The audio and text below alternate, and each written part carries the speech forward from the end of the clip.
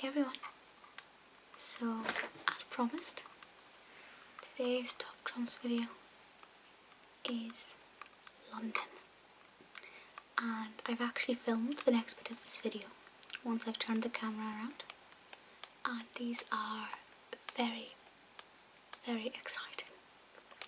So these are the 30 things to see. So I thought it would be fun if we have a look through them, find out a little bit about the history, some of the landmarks and visitor attractions, and see how many we've been to. So the case for this one is very lovely bright red, as you can see, and we have London 30 things to see.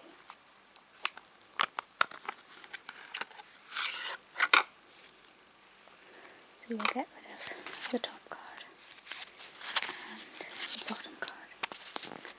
And then, the first one we have is actually this little London Underground map. Now, it is very much just central London, and that's south of King's Cross. So it's not the most practical. But if for some reason you only wanted to go to King's Cross, Chancery Lane, Covent Garden and Goodge Street, it's going to be quite beneficial. But if nothing else, it's very, very cute. First one, we have the Boathouse, Hyde Park. I've been at Hyde Park, but not the Boathouse. Completed in May 2008. It was the first new building to be built in Hyde Park in over 50 years. It has the UK's first solar shuttle, a magnificent vessel which glides silently across the Serpentine Lake, which was approximately 5.30 metres deep. We've got the nearest tube is Hyde Park Corner. Now somewhere I have been is the London Dungeon. Is incredible. It's absolutely thrilling. I'm not entirely sure where we're walking from. I'm in the back of the car. London Dungeon moved to the South Bank in 2013, which is where it was when I went. I went last year, which was 2015. The resident torturer has more than 70 terrifying implements at his disposal, and the corridor in Misdemeanor is home to 35 real-life rats 50 giant cockroaches. And there are real life rats there. They're very cute. British Museum, which is near Tottenham Court Road, which I've been to. And if you haven't seen Night at the Museum 3, which is set here with the wonderful Robin Williams, you need to go and watch it. We are established as 1753. Which is very impressive, and with 6.7 annual visitors, it's quite a lot, isn't it? It's been free from the day it opened to studious and curious persons. Yes, I very much like the British Museum. They're very, very big though, very big. I've not been to the London Aquarium, but I would like to go. Near Westminster. I read that as annual visitors, it's 1 million. It's 1997, and you're £25 at the date of these cards. It's 2015, so they're not very old, so the prices should be pretty accurate. I've only just realised that the back of the top card tells you how to play the game. I've never ever actually learned the proper rules of any game, of any Top Drums game. London Zoo, which I've not been to, but I'm going in June, hopefully, because they have lions now, and I am so desperate to see lions. Camden Town, of course, just down from Belsize Park.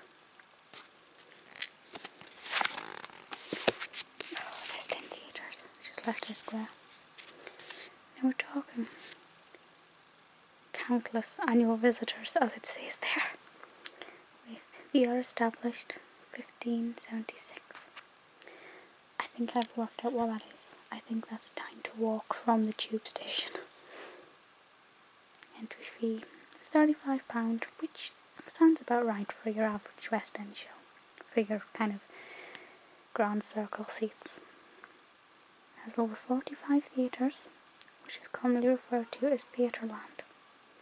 I've never heard it called that before, but never mind. And the Royal Albert Hall, South Kensington, 1871, which is a very beautiful, I've never been in it, but I've been like outside of it, right next to it. Then at South Kensington we have the Natural History Museum, which has 5 million annual visitors and is free. Of course the special exhibitions usually do cost something to get in, but I definitely recommend you go. It's again, it's quite big, but very lovely. South Kensington we have the Science Museum, which I went to for the very first time this year. Yes, I went in March, and by chance they had an Ada Lovelace exhibition. Teeny weeny little exhibition, but it was great. That was founded in 1857. I didn't look around the whole place. Get off that door. This is Madame Tussauds, Baker Street. When did I go? I think I went in 2009, kind of Easter time, 2009. It was alright, but I bought the VIP ticket, which was about £40, and I got like a wax cast of my hand, a programme, and then fast track entry. It was alright. London Bridge, we have HMS Belfast. Everybody's favourite toy shop, Hamleys, next to Oxford Circus. Was it 3 floors? 4 floors? Oh, 7 floors. Yes, there's an awful lot there. Named after William Hamley, who founded a toy shop called Noah's Ark in London in 1760. It moved to its prestigious Regent Street home in 1981. London Transport Museum, next to Covent Garden. I have not been there yet. I'm desperate to go, so I might go on my next longer visit to London. When I go to Hampstead, I usually only go for a day or two. We don't have time to do the tours and things. Then we have Shakespeare's Globe, which again I've not been inside of it, but I've been right next to it. Took some beautiful pictures of the building, of the architecture, and I'd love to see a Shakespeare production there, preferably Hamlet, Macbeth, Twelfth Night, or A Midsummer Night's Dream. They're my 4 favourites. The Shard. When was this built? I don't know. Let's go, 2012. No, I don't think I've heard of this. The Royal Observatory, next to Greenwich, which is the DLR, and if you ever get a chance to go on the DLR, you have to. It's beautiful. Year established 1676. Annual visitors 0.6 million. So clearly I'm not the only person who hasn't heard of it.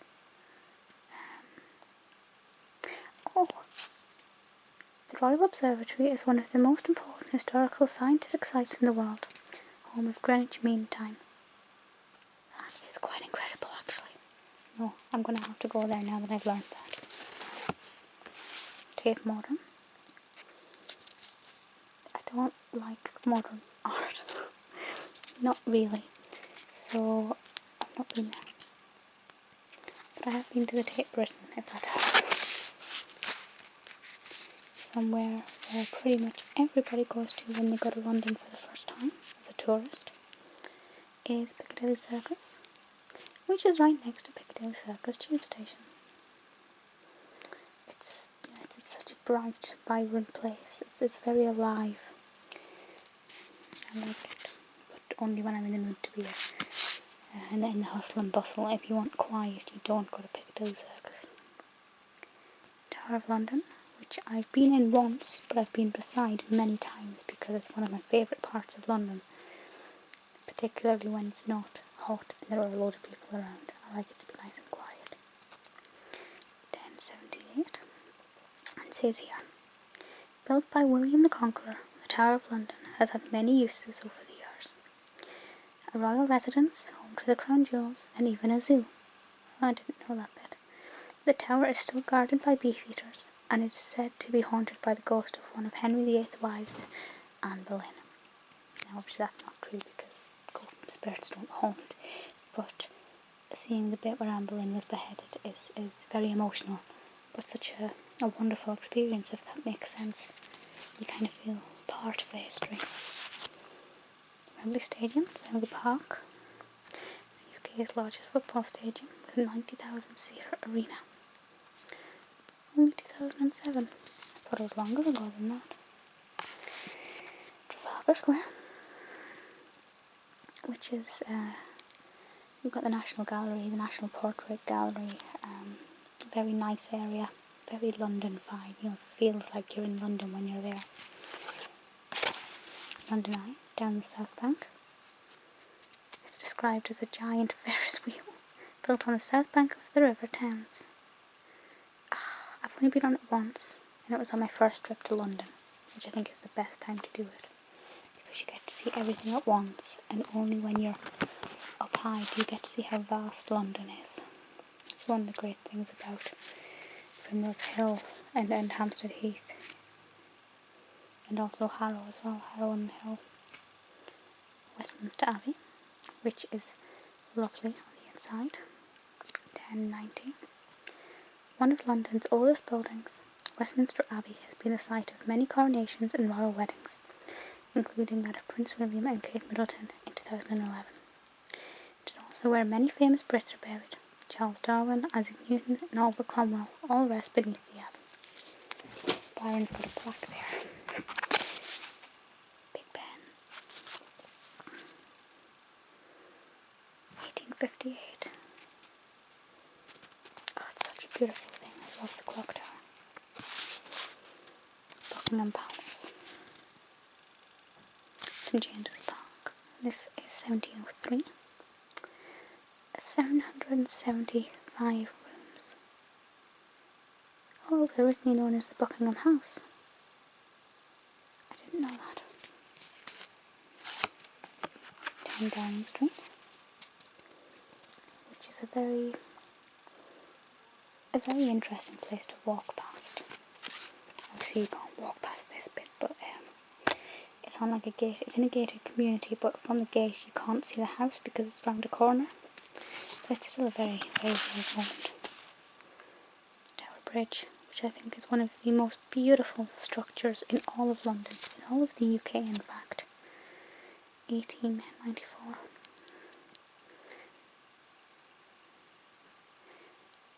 In 1952, a London bus jumped over the bascules after an operator mistakenly raised them. Luckily, no one was hurt. The bridge was painted red, white and blue in 1977 to celebrate the Queen's Silver Jubilee. I wonder what the odds are of me finding any decent quality coloured photographs of that.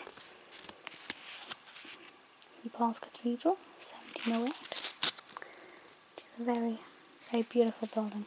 Lovely when the sun's shining and the blue domes illuminating, well not illuminating, but the colour is just so much more bright and vibrant. It's very nice. Monument to the Fire of London. Have I seen this? Yes, I think I have. Well, certainly I would have done, because I get off at Monument quite a bit, but whether or not I've paid any attention to it, I don't know. A good old London bus. 1902. Entry fee £2 onto the London bus. Okay. Of course, depends on how far you're going. And then beginning. That was a lot of fun. Obviously London is my favourite place in the world. So this to me is just, it's either a trip down memory lane of the places I've been to, or it's a checklist of places that I need to go to. I do hope that you liked this video. I really enjoy doing the top drums based videos because I tend not to look at them before I do the video, so I never know what I'm going to find. Yes, if you have any suggestions for any other ASMR based videos, let me know. And of course, any non-ASMR videos suggestions are always warmly welcomed. I'm going to go and find a sensible place to put these, and I will speak to you all soon. Bye.